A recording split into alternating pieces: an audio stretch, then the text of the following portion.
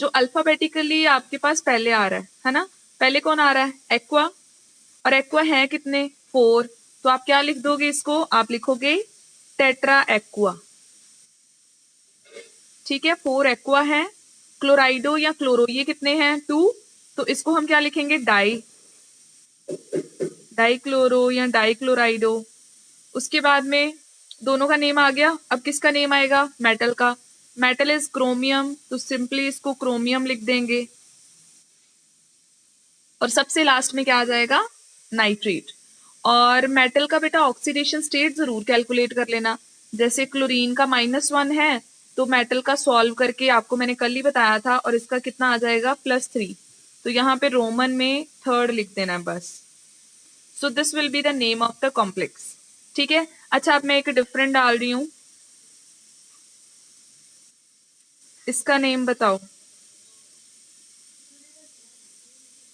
All of you.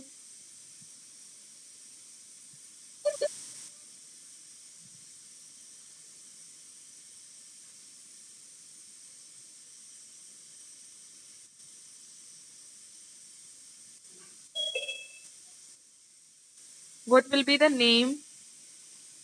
Ashita, you have to tell. What is the name of this compound? Twinkle, आप नहीं बताओगे अभी? Potassium ट्राइइथेन।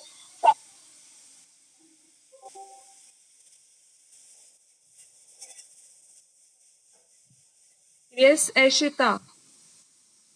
You have to answer.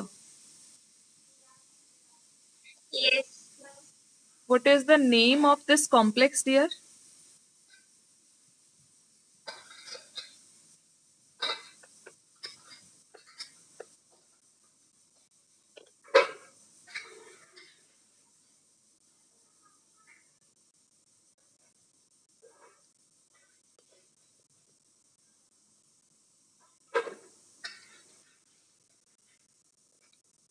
Raise your hand जितने बच्चे मेरे को इसका नेम बता सकते हैं। Just raise your hand. Tanisha,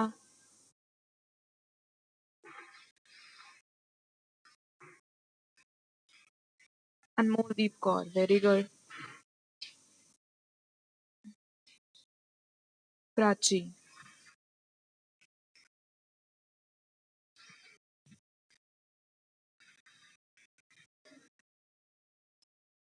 बाकी किसी को नहीं पता है? It's too bad. आपने अभी तक इसका मतलब प्रीवियस लेक्चर्स, प्रीवियस वीडियोस नहीं करी हैं। किसने बोला पता है? कौन बोल रहा है? तनीषा। नहीं, बात तनीषा सलहोत्रा है। तनीषा सलहोत्रा, बेटा आप जानते हो इसका नेम?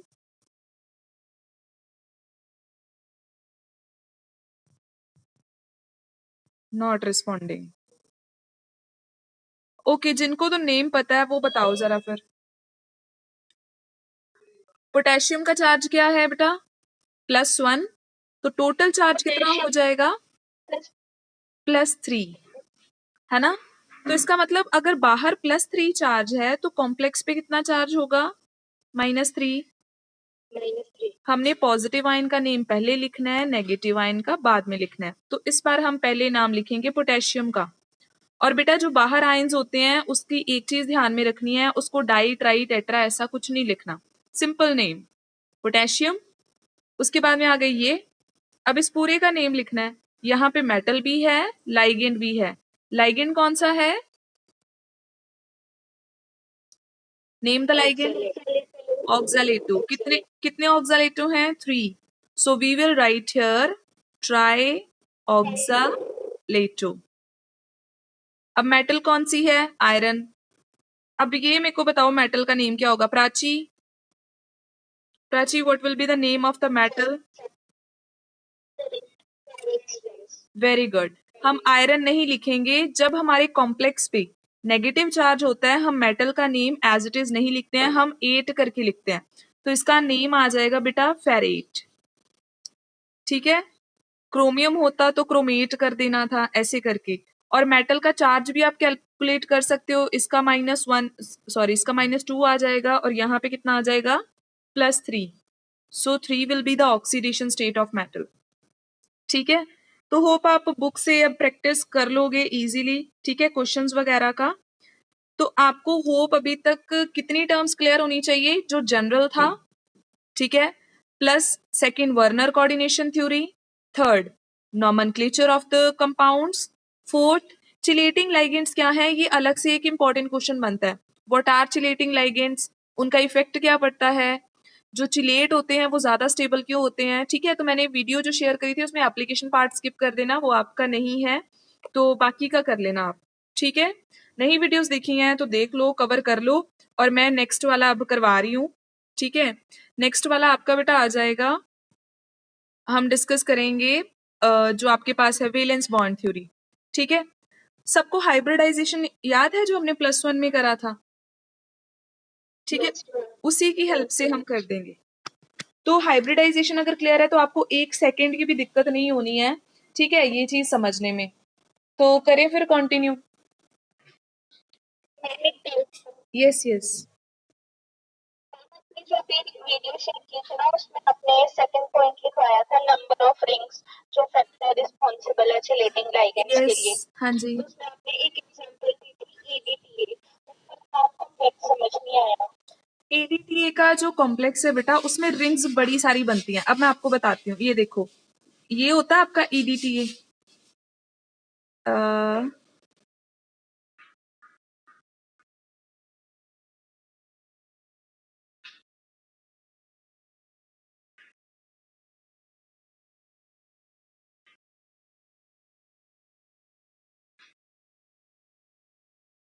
सॉरी,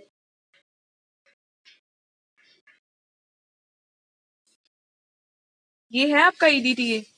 ईडीटीए का प्रॉब्लम क्या है कि 6 के 6 लाइगेंड एक ही कॉम्प्लेक्स के पास, सॉरी, 6 के 6 डोनर एटम्स एक ही लाइगेंड के पास है ना। तो मान लो इसने कॉम्प्लेक्स बनाना है, तो ये कैसे बनाएगा? मान लो ये रही आपकी मेटल, इसने मेटल के साथ कॉम्प्लेक्स बनाना है। अब मैं आपको इसके शो करती हूँ विद अदर स्केच, कैसे बनाएगा कॉम्प्लेक्स। अब ध्यान से देखना, एक बॉन्ड ये बनाएगा, एक बॉन्ड आपका ये वाला नाइट्रोजन बनाएगा, है ना। एक रिंग बन गई आपके पास,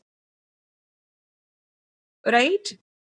अब ये क्या करेगा, थर्ड साइड से ये बॉन्ड बनाएगा, और फोर्थ साइड से ये बॉन्ड बनाएगा, फिफ्थ बॉन्ड इसने बनानी है, और सिक्स्थ बॉन्ड इसने बनानी है। तो कितनी सारी रिंग्स बन गई, समझ में आया कुछ?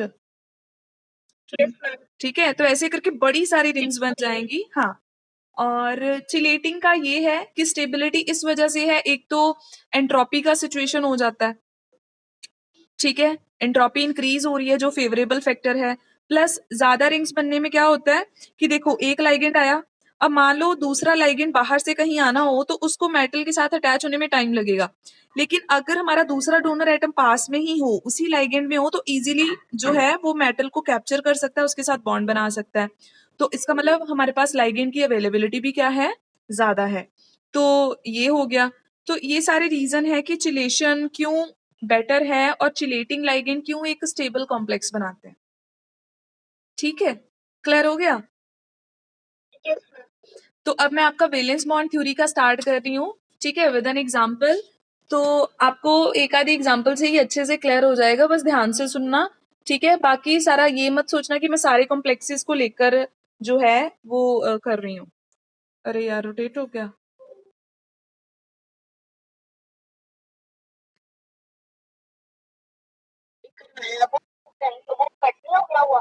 क्या? तो अपना आइसोमर्स का आई थिंक बीच में इतना हाँ हाँ टॉपिक हाँ, आया था वो हम वर्नर थ्योरी में। आइसोमर्स का बेटा नहीं करना हमने। आइसोमर्स वो नहीं है, हाँ मैं बता रही हूँ, जो आपका आइसोमर्स का टॉपिक है ना, वो वर्नर में तो मैंने ऐसे ही थोड़ा सा बताया था कि स्ट्रक्चर वगैरह का आइडिया लग जाता है। आपने वर्नर का ज्यादा नहीं याद रखना, बस यही याद रखना 4 पोस्टुलेट कौन से थे, और जो डेटा उसने स्टडी किया था ना वर्नर ने, वो कंडक्टिविटी वाला और प्रेसिपिटेट्स वाला, बस उतना याद रखना है, ठीक है, ज्यादा दिमाग लगाने की जरूरत नहीं है उसमें, वर्नर में। तो जो आपका आइसोमेरिज्म का है वो अलग से टॉपिक था जो कि डिलीट कर दिया है, ठीक है। तो अब मैं आपको बता रही हूँ वेलेंस बॉन्ड थ्योरी, ठीक है, सबसे पहले ये समझ लेते हैं कि ये थ्योरी आई क्यों और इसने मतलब मेन क्या क्या पॉइंट्स बताए। तो बेटा जो वर्नर है उसने कोऑर्डिनेशन कॉम्प्लेक्सेस को काफी हद तक एक्सप्लेन कर दिया, लेकिन वो कोऑर्डिनेशन कॉम्प्लेक्सेस की प्रॉपर्टीज नहीं एक्सप्लेन कर पाया। समझ रहे हो, किसी भी कोऑर्डिनेशन कॉम्प्लेक्स का कलर ब्लू आ रहा है, किसी का रेड आ रहा है, वाइसो, ठीक है, अलग अलग कलर्स आ रहे हैं। कोई आपका कॉम्प्लेक्स डायामैग्नेटिक है, कोई पैरामैग्नेटिक है, तो मैग्नेटिक प्रॉपर्टीज क्यों ऐसे आ रही हैं? क्यों एक पर्टिकुलर मेटल कॉम्प्लेक्स बना रही है, दूसरी नहीं बना पा रही है? ठीक है, same metal variety of compounds क्यों बना रही है? तो ये सारे कुछ क्वेश्चंस हैं हमारे पास जो आपकी वर्नर थ्योरी एक्सप्लेन नहीं करती है। उसने एक बेसिक जरूर एक एजेंडा आपको बता दिया कि हाँ जी, कोऑर्डिनेशन कॉम्प्लेक्सेस में कुछ ऐसा हो रहा है। ठीक है, तो अब वैलेंस बॉन्ड थ्योरी इन सभी चीजों को कवर करेगी। अच्छा, इसने मेन चीज कंसिडर क्या करी? इसने कहा देखो, जब भी कोई मेटल है उसके साथ लाइगेंड आके बाइंड करता है, ठीक है, तो लाइगेंड आपको पता है उसके पास या तो लोन पेयर है या फिर क्या होता है, नेगेटिव चार्ज होता है, और मेटल उसके पास क्या होता है, पॉजिटिव चार्ज होता है। तो जब ये लाइगेंड मेटल के साथ बाइंड करेगा, इसको अपने लोन पेयर देने आएगा, तो पहले ये मेटल के पास आना भी तो चाहिए। तो मेटल क्या करती है, लाइगेंड को अपनी तरफ पहले अट्रैक्ट करती है due to electrostatic force of attraction. पहले अपनी तरफ अट्रैक्ट करेगी, फिर लाइगेंड इसके नियर बाय आएगा, फिर वो देखेगा कि मैं मेटल को अपने इलेक्ट्रॉन डोनेट कर देता हूँ, लेकिन मेटल के पास कैपेबिलिटी भी तो होनी चाहिए, और वो कैपेबिलिटी क्या है, वेकेंट ऑर्बिटल्स। मेटल के पास वेकेंट ऑर्बिटल्स होने चाहिए ताकि वो लाइगेंड को जब अट्रैक्ट करे तो लाइगेंड अपना लोन पेयर आके मेटल को यहाँ पे डोनेट कर सके। ठीक है, और मेटल एक और काम करती है, लाइगेंड जब उसको अपने इलेक्ट्रॉन पेयर डोनेट करता है तो जो आपकी मेटल है वो क्या करती है, अपने सारे ऑर्बिटल्स को क्या कर लेती है, हाइब्रिडाइज। आपने हाइब्रिडाइजेशन का कॉन्सेप्ट पढ़ा हुआ ना, कि डिफरेंट डिफरेंट शेप और डिफरेंट एनर्जीज के जो हमारे पास ऑर्बिटल्स होते हैं वो मिक्स होके इक्वल एनर्जी के सारे ऑर्बिटल्स न्यू वाले बना देते हैं, है ना। तो मेटल अपने ऑर्बिटल्स पहले, मतलब मेटल देखती है कि 6 लाइगेंड आ रहे हैं, मेरे पास 6 वेकेंट ऑर्बिटल्स होने चाहिए, पहले वो अरेंज करती है, उसके बाद में वो क्या करेगी, सबको हाइब्रिडाइज कर देगी। हाइब्रिडाइजेशन के बाद वो क्या करती है, लाइगेंड अट्रैक्ट होके आ रहा है उसकी तरफ, फिर वो कोऑर्डिनेट बॉन्ड बना लेगी ओवरलैपिंग के थ्रू, मेटल का ऑर्बिटल लाइगेंड के ऑर्बिटल के साथ ओवरलैप करेगा और डोनेशन हो जाएगी, दैट्स इट। तो इस वे से जो है आपका कॉम्प्लेक्स बन जाता है। समझ गए कॉन्सेप्ट क्या है basic? Is it clear? Yes, ma'am. और इसके बाद में रही बात मैग्नेटिक प्रॉपर्टीज की, तो अगर मेटल के पास बॉन्डिंग करने के बाद अनपेयर्ड इलेक्ट्रॉन बचे होंगे तो फिर तो फिर तो कॉम्प्लेक्स आपका पैरामैग्नेटिक बनेगा, लेकिन अगर सारे इलेक्ट्रॉन पेयर्ड होंगे तो मेटल का जो कॉम्प्लेक्स है वो क्या बनेगा, डायामैग्नेटिक बनेगा। ठीक है, तो अब इसके बाद में अब हम कोई एग्जाम्पल कर लेते हैं। ठीक है, मैं आपको एक एग्जाम्पल बता रही हूं, COF6 3 negative, this is the complex. आपने वैलेंस बॉन्ड थ्योरी के अकॉर्डिंगली इसका स्ट्रक्चर बनाना है, और आपको यहाँ से एज इट इज जो है इन कॉम्प्लेक्सेस के क्वेश्चन आते हैं। ठीक है, अच्छा एक चीज और बता दूं, हाइब्रिडाइजेशन ऑलरेडी कर रखी है ना, sp3d2 हाइब्रिडाइजेशन ऑक्टाहेड्रल कॉम्प्लेक्सेस की होती है, और एक होती है आपकी sp3d, ये ट्राइगोनल बाइपिरामिडल ज्योमेट्री थी, एक होती है आपकी sp3, ये टेट्राहेड्रल ज्योमेट्री थी, और एक थी आपकी dsp2, ये आपकी स्क्वायर प्लेनर ज्योमेट्री थी। ठीक है, तो अभी के लिए ये थोड़ा सा है, बाकी हम इसमें कवर कर लेंगे। अब करें स्टार्ट, कैसे हमने कॉम्प्लेक्स को बनाना है। आपने सबसे पहले ये देखना है कि मेटल कौन सी है, कोबाल्ट, एटॉमिक नंबर कितना होता है, 27, और आपको पता है 27 एटॉमिक नंबर की कॉन्फ़िगरेशन क्या होती है, 3d7 होती है, और 4s क्या होती है, 2। एम आई राइट, 3d7 4s 2, तो 1 2 3 4 5 4s। क्लियर? आगे 4p भी होगा लेकिन वो खाली होगा।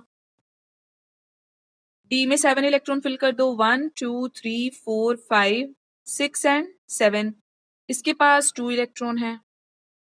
इतना क्लियर है? सबसे पहले आप मेटल का ग्राउंड स्टेट का कॉन्फ़िगरेशन लिखोगे, ठीक है। उसके बाद में आप चेक करोगे कि मेटल के ऊपर चार्ज कितना है। अब अगर इस कॉम्प्लेक्स में हम कैलकुलेट करें ना, तो मेटल के ऊपर चार्ज आ जाएगा +3। तो इसका मतलब हमें कोबाल्ट +3 की कॉन्फ़िगरेशन चाहिए। +3 यानी कि 3 इलेक्ट्रॉन इसने लूज कर दिए। 2 तो यहां से चले जाएंगे और एक हमारा ये वाला निकल जाएगा। तो इसका मतलब अब हमारे पास 3D में कितने इलेक्ट्रॉन रह जाएंगे? ओनली 6। और 4s में कितने रह जाएंगे? There is no electron. और 4p आपका एज इट इज। समझ गए इतना? यहां तक क्लियर है? अब बात आती है बेटा, अब आना लाइगेंड ने। लाइगेंड कौन है हमारा? फ्लोरीन, फ्लोराइडो है। अब ये आएगा, 6 फ्लोरीन आ रहे हैं, तो मेटल अरेंज करती है कि क्या मेरे पास 6 वेकेंट ऑर्बिटल्स हैं जिसमें मैं इलेक्ट्रॉन्स को गेन कर सकूं। तो वो देख रही है कि एक तो 4s है और 3 ये रहे, टोटल तो मेरे पास 4 ही हैं। अब वो अरेंज कैसे करेगी? यहाँ पे तो सारे फिल्ड है, तो ये क्या करती है, ये 4D को भी इन्वॉल्व कर लेती है मेटल। ठीक है, अब 6 ऑर्बिटल कौन से यूज करेगी? 1 2 3 4 5 एंड 6, यहां तक इतने इतने ऑर्बिटल्स को इसने यूज करना है लाइगेंड के लिए। तो ये क्या करेगी? इनकी हाइब्रिडाइजेशन कर देगी। और हाइब्रिडाइजेशन कौन सी हो जाएगी? S 1 है, P कितने हैं? 3, और D कितने हैं? 2। सो हाइब्रिडाइजेशन कौन सी हो जाएगी? sp3d2। यहां तक क्लियर है?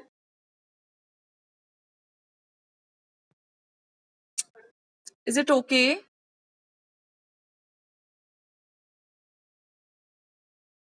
अब रही बात कॉम्प्लेक्स कैसे बनेगा, तो कॉम्प्लेक्स एग्जैक्टली यहां पे ही बनेगा। ठीक है, 3D में कितने इलेक्ट्रॉन थे? 6 थे। 1 2 3 4 5 6। 4s खाली था, 4p ये भी खाली है, और 4D के 2 ही यूज कर रहे हैं यहां तक।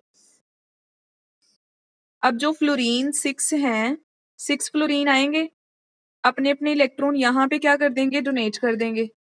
ठीक है, कोऑर्डिनेट बॉन्ड बन जाएगी। So that's it. आप ये पूरा बना के आओगे, पहले मेटल, फिर मेटल आयन, और उसके बाद में लाइगेंड शो कर दोगे कि लाइगेंड किस में अपने इलेक्ट्रॉन्स जो हैं डोनेट कर रहा है। क्लियर हो गया बेटा यहां तक? सो ये आपने शो करके आना है, और रिटर्न में वही हाईलाइटेड चीजें लिख देनी है। The central metal is cobalt, it carries 3 positive charge, the configuration is this. Cobalt 3 positive की कॉन्फ़िगरेशन ये है, हाइब्रिडाइजेशन ये हो जाएगी, है ना, और ऐसे ऐसे करके कॉम्प्लेक्स बन जाएगा। जस्ट बेसिक बातें, ठीक है। और अब हम देखें अगर बेटा इसकी मैग्नेटिक प्रॉपर्टी क्या आ रही है। ठीक है, मैग्नेटिक प्रॉपर्टी क्या आ रही है इसकी? इसके पास सिंगल इलेक्ट्रॉन्स हैं, ये देखो 3D में कितने सिंगल इलेक्ट्रॉन है? 1 2 3 एंड 4। ठीक है, तो इसका मतलब हमारे पास जो अनपेयर्ड इलेक्ट्रॉन्स हैं, अनपेयर्ड इलेक्ट्रॉन कितने हैं? 4। हम अनपेयर्ड इलेक्ट्रॉन को n लेके चलते हैं। ठीक है, और अगर हमें बोला जाए कि मैग्नेटिक मोमेंट कैलकुलेट करो, तो मैग्नेटिक मोमेंट कैलकुलेट करने का क्या फॉर्मूला होता है? Mu is equals to √n+2। n कितना है? 4। 4 + 2 √24 आ जाएगा। Bohr magneton are the units. तो इसका मतलब हमारे कॉम्प्लेक्स के अकॉर्डिंगली जो मैग्नेटिक मोमेंट है वो कैलकुलेट करके √24 आ रहा है, और एक्सपेरिमेंटल स्टडीज के साथ ये एग्जैक्टली मैच कर रहा है। तो इसका मतलब हमारे कॉम्प्लेक्स का हाइब्रिडाइजेशन क्या है? sp3d2। Is it clear?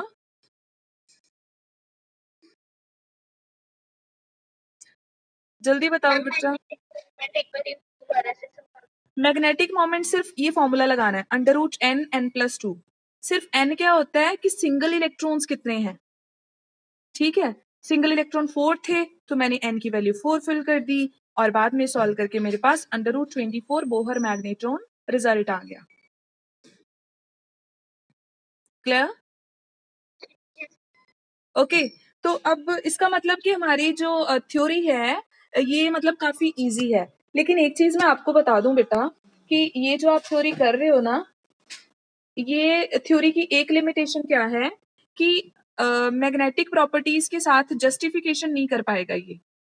आप किसी भी कॉम्प्लेक्स का हाइब्रिडाइजेशन या स्ट्रक्चर तभी डिसाइड कर सकते हो जब आपको मैग्नेटिक प्रॉपर्टीज पता है, या फिर स्ट्रक्चर पता होगा तो आप मैग्नेटिक प्रॉपर्टीज बता सकते हो। ठीक है, इसका मैं एक एग्जांपल आपको और करवाती हूँ जो आपसे पूछा जाता है कि हाँ जी ये ऐसा कर रहा है, दूसरा वाला ऐसे नहीं कर रहा, सो वाई सो।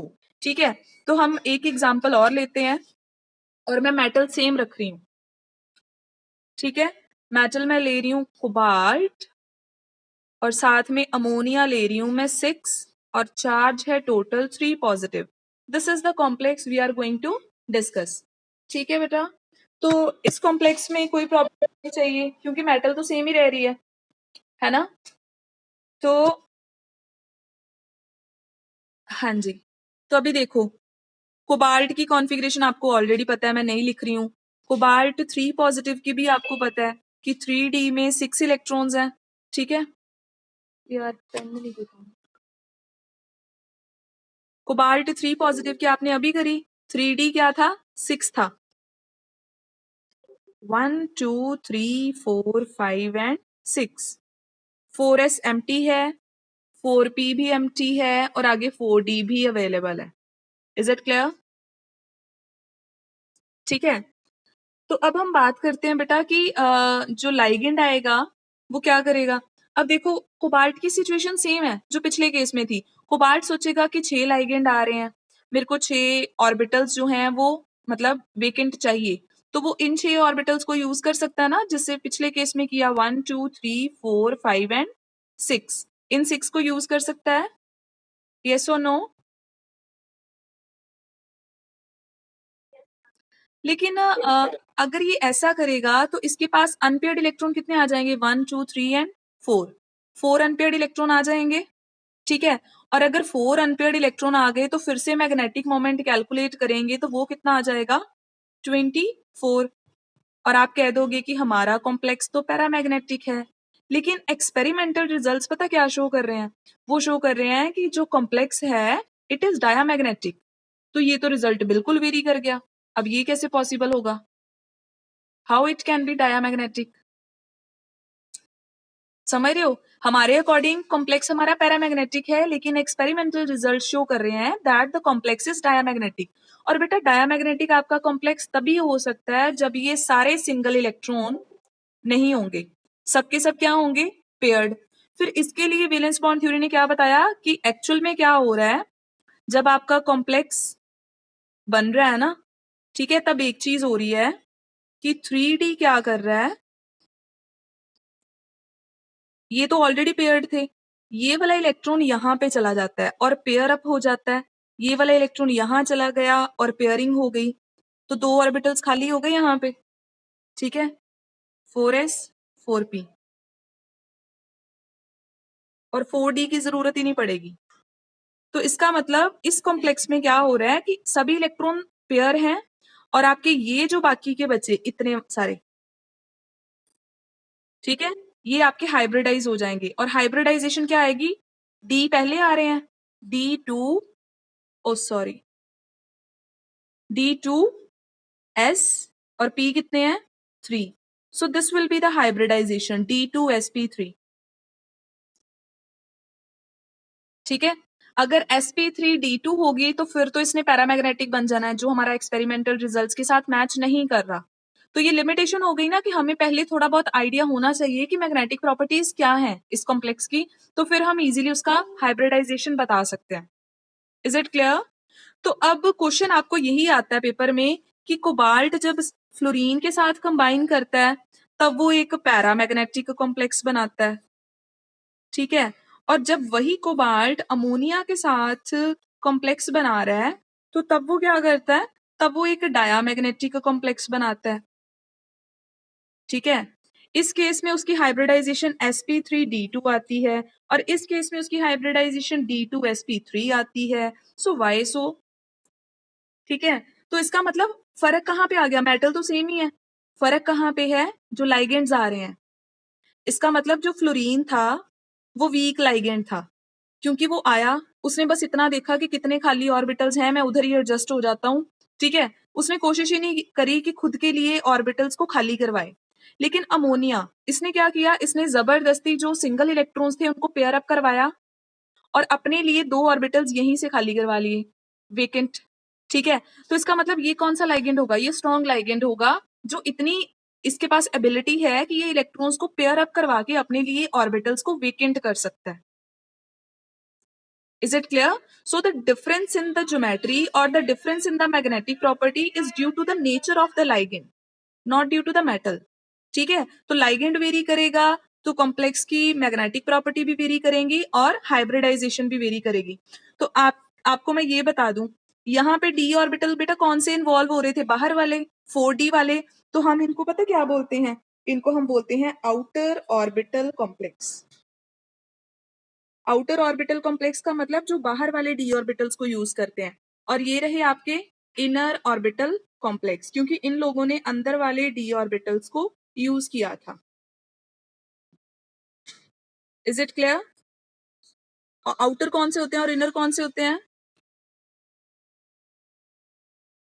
ठीक है बच्चे,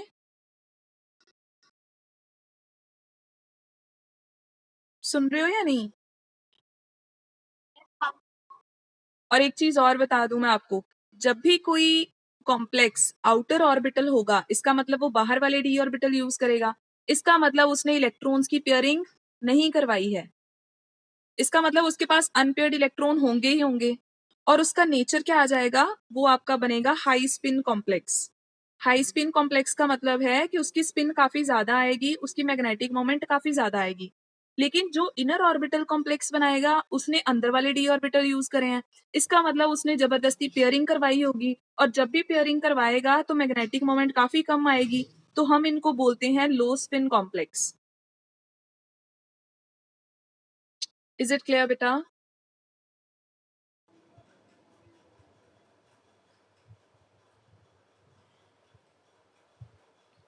समझ आ गया यहाँ पे? यस और नो?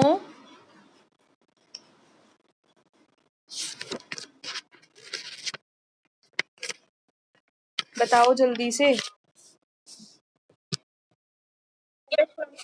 ठीक है, तो बस यही बेसिक जो था मैंने सारा बता दिया। अब चाहे आप अलग अलग कॉम्प्लेक्स लेके क्या करो, इसकी प्रेपरेशन कर लो। ठीक है, तो मैं आपको ना थोड़े बहुत चलो एग्जांपल्स लिखवा देती हूँ, आप इनको ट्राई करना और आप मेरे को बताना कि जो आपके पास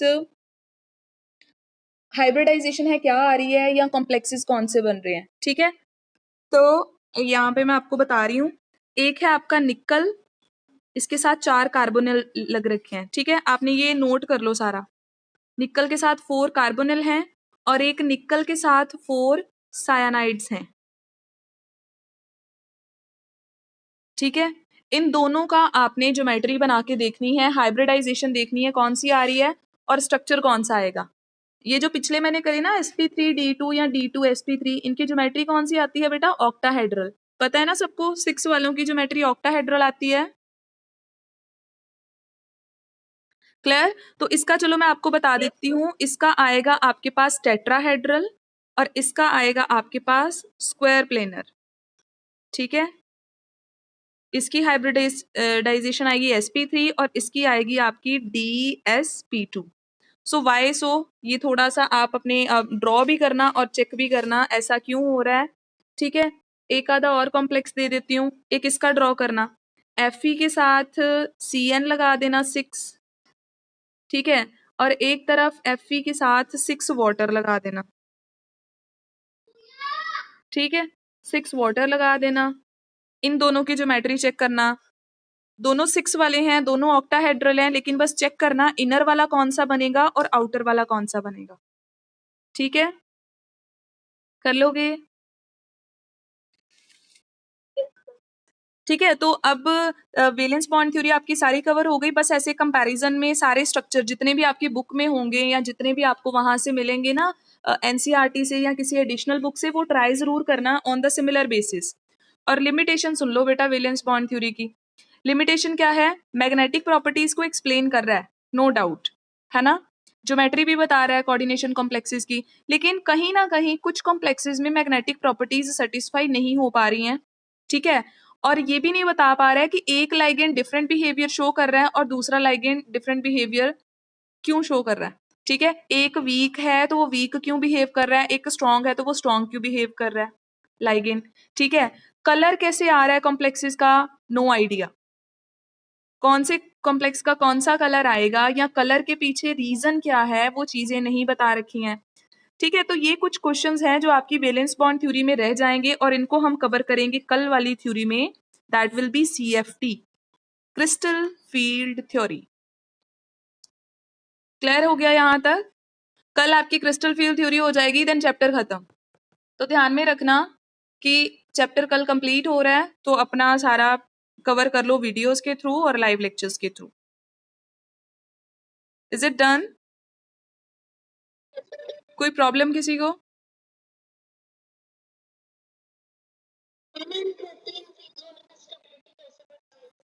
एंट्रोपी इंक्रीज होने से स्टेबिलिटी कैसे बढ़ रही है? ठीक है, मैं आपको ओवरऑल जो मीटिंग ओवर हो गई नहीं। अच्छा बेटा, आपने ना एक चीज करी होगी थर्मोडायनामिक्स में। ठीक है, थर्मोडायनामिक्स में आपने किसी भी प्रोसेस की फिजिबिलिटी के लिए कुछ स्टेप्स पढ़े होंगे। एक स्टेप था उसमें बच्चे की जो एंथैल्पी है वो हमेशा क्या होनी चाहिए, डिक्रीज होनी चाहिए। ठीक है, तो तब क्या होता है, आपके पास फेवरेबल प्रोसेस होती है। और एक जो एंट्रोपी है वो क्या होनी चाहिए, हमेशा इंक्रीज होनी चाहिए, वो भी स्टेप आपके पास क्या है, फेवरेबल। और दोनों को मिला के एक फैक्टर था आपके पास डेल्टा जी का, जो ओवरऑल क्या होनी चाहिए, नेगेटिव होनी चाहिए, तभी आपके पास फेवरेबल प्रोसेस आएगा। ठीक है, तो यहाँ पे क्या है कि जब आपने चिलेटिंग लाइगेंड को अटैच किया, ओके, पहले मान लो कि पहले सिंगल सिंगल 6 लाइगेंड लगे हुए थे, आपने सीधा EDTA जो है उसके साथ अटैच कर दिया। ओके, तो जैसे ही EDTA अटैच करा तो 6 लाइगेंड्स रिमूव हो गए और अटैच सिर्फ एक ही हुआ, एक ने ही सारा काम है ना वो कर दिया, सेटिस्फेक्शन हो गया उसको। ठीक है, तो जो 6 लाइगेंड्स जाएंगे वो रैंडमनेस क्रिएट करेंगे और आपके पास